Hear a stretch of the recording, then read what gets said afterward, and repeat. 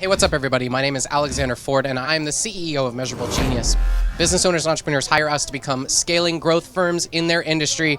I'm here with Miles Beckler of milesbeckler.com. Correct. And we're going to solve a problem today. We're going to convert a challenge into an opportunity. Perfect. So what are we talking about today? So my wife and I run several digital media brands, and we have a growing team. And our team is now at the point where I'm having challenges getting everyone on the same page for all of the variety of jobs and the vision at the same time. So I'm usually operating with a 3 to 5 year vision for my business, and sometimes my teammates are making decisions that are short-sighted, is how I would call. So I'm trying to figure out, how do I get the rest of my team in alignment with the greater vision, because employees can often see beyond the next paycheck or the next month's paycheck, but I need them to be thinking in terms of where our business is going to be in 3 to 5 years.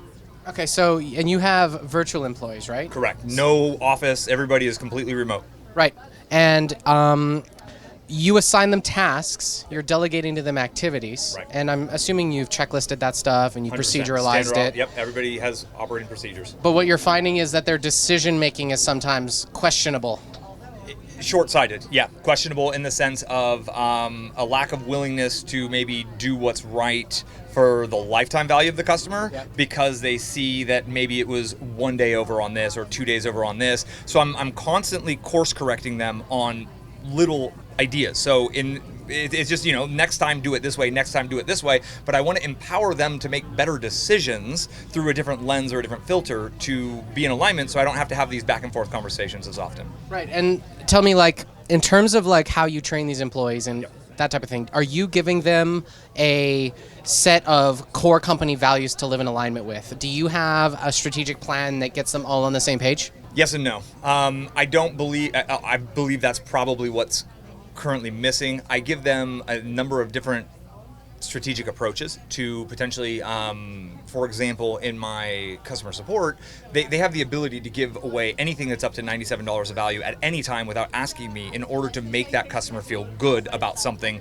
I don't care if they loved it, whatever it is. So I have, maybe it's more procedural on a case-by-case basis, but I don't have an umbrella way of delivering that vision, no. Okay, got it. And you said that you're thinking 3 to 5 years in the future. So you're working on where you want the business to be going. Right. You're defining what you and your partner want to be achieving down the road. Right. And you're operationally leading the business. And what your challenge is that there's a gap there. Right. And so if I'm understanding your question correctly, it's how do we equip employees to make decisions that are in alignment with your expectations that you might label the right thing to do? Yeah, how do I indoctrinate them with a vision, I guess is another way of putting that, versus simply looking at each case in a here and now today to do that one thing, but zoom out. Right. I'm having trouble getting them to zoom out for the Okay. big picture. So it's a pretty common thing that the frontline employees are often in time and space horizons that are day to day. Right. If you were to look at a manufacturing business, what you'd end up seeing is that the people who are on the conveyor belts are thinking next widget. Exactly. Right? Right. And next ticket for me, because it's all digital. So it's next ticket, it's next ticket. It's service next tickets. Ticket. Right. Okay, great. Perfect. So they're next ticket, next ticket. They might be doing 8, 10, 12, 15 tickets a day, customer support issues, something like that, 20, 30. Yeah, there you go. Okay, great.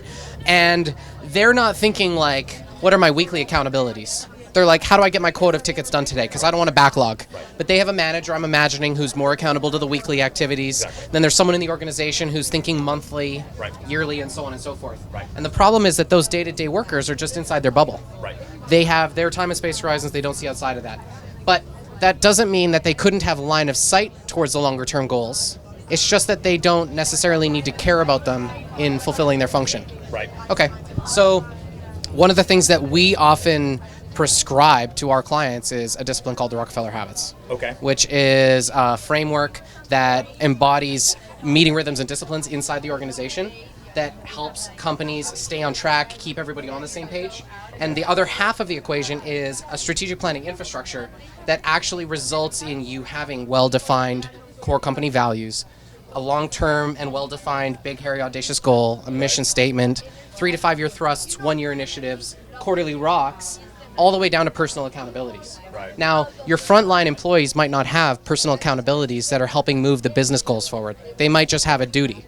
Do this job, Take do your this time. function. Right. Right? Get it done, make them happy within X amount of time in order to make that situation a positive situation. Right. but also I want that done in a way that's always going to foster a greater lifetime value of the customer, leaving them turning a lemon into lemonade, and now they're excited and they're happy and they want to share their friends how great we are. Right. And it usually stops short of that.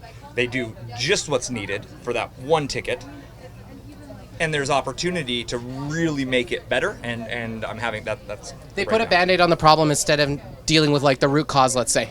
well stated. Okay, so the question then, therefore, is how do we give them line of sight to what is a good decision? Right. One of the things that I think a lot of business owners make the mistake of doing is that they praise and reprimand based on behaviors, or they attempt to guide employees through behavioral expectations.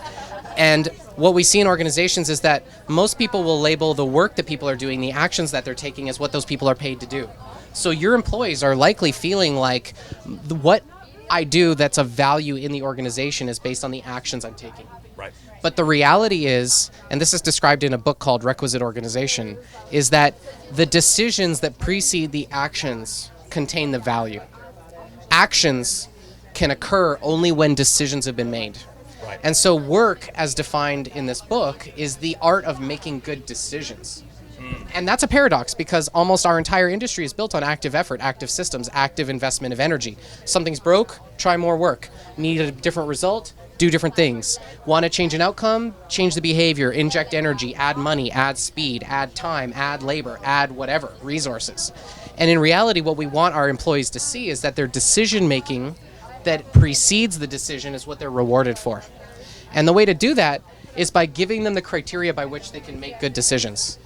And that leads me to wanting to prescribe a clear set of organizational cultural values. Right. If you have very clearly defined company values, you can praise and reprimand and support the decision-making process with those values.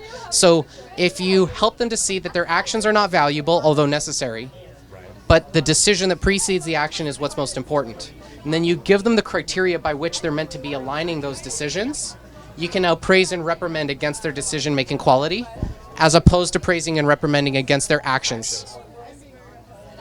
Brilliant. Does that make sense? Brilliant. So where can I learn more about the Rockefeller Habits? Because it seems like that's kind of the greater framework that all of this can sit within. Yeah, I would buy a book, which we'll include in the comments below this video, which is called Scaling Up, Mastering the Rockefeller Habits. Perfect. It's by Vern Harnish and his team at Gazelles. Perfect. They do workshops and stuff. I run quarterly workshops, but you can literally buy this textbook. You can learn everything you need to learn. Your number one goal is to complete the one-page strategic planning process. Okay. What that's going to do is it's going to have one sheet of paper.